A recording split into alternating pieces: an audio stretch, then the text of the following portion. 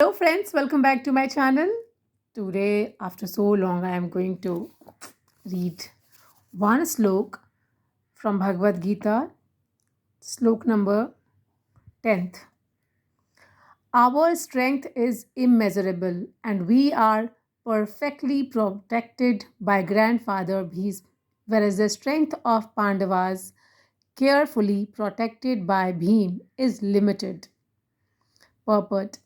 Herein, an estimation of comparative strength is made by Duryodhan. He thinks that the strength of his armed forces is immeasurable, being specifically protected by the most experienced general grandfather Bhis. On the other hand, the forces of the Pandavas are limited, being protected by a less experienced general Bhim, who is like a fig in the presence of Bhis.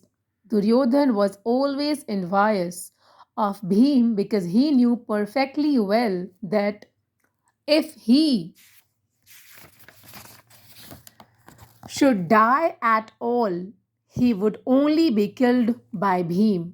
But at the same time, he was confident of his victory on account of the presence of Bhism, who was a far superior general. His conclusion that he would come out of the battle victorious was well as certain. Slok number 11.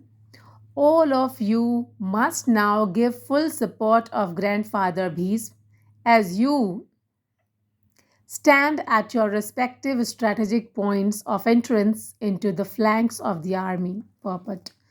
Duryodhan, after praising the prowess of Bhisma, further considered that others might think that they had been considered less important. So, in his usual diplomatic way, he tried to adjust the situation in the above words. He emphasized that Bhisma Dev was undoubtedly the greatest hero, but he was an old man.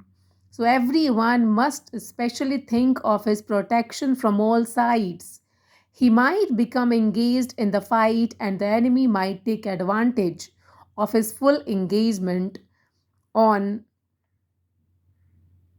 one side. Therefore, it was important that other heroes not leave their strategic positions and allow the enemy to break the flanks. Duryodhan clearly felt that the victory of the Kurus depended on the presence of Bhismadev.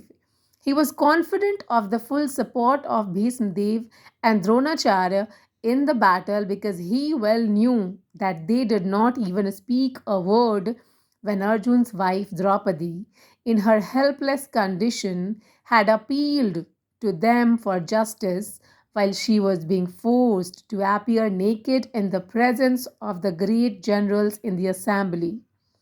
Although he knew that the two generals had some sort of affection for the Pandavas, he hoped that these generals would now completely give it up as they had done during the gambling performances. Slok number 12. Then Bhism, the great valiant grandsire of the Guru dynasty, the grandfather of the fighters, blew his conch shell very loudly, making a sound like the roar of a lion giving Duryodhan joy. Purport.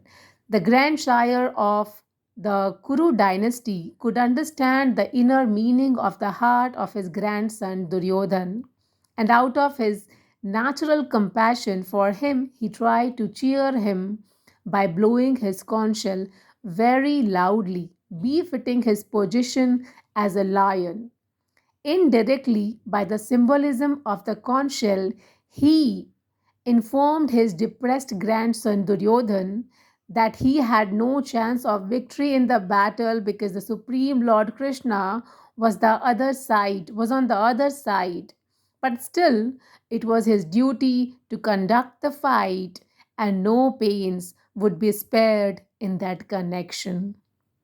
Thank you so much, friends, for listening my videos. If you are liking, please like, share, and subscribe my channel. Bye. Take care.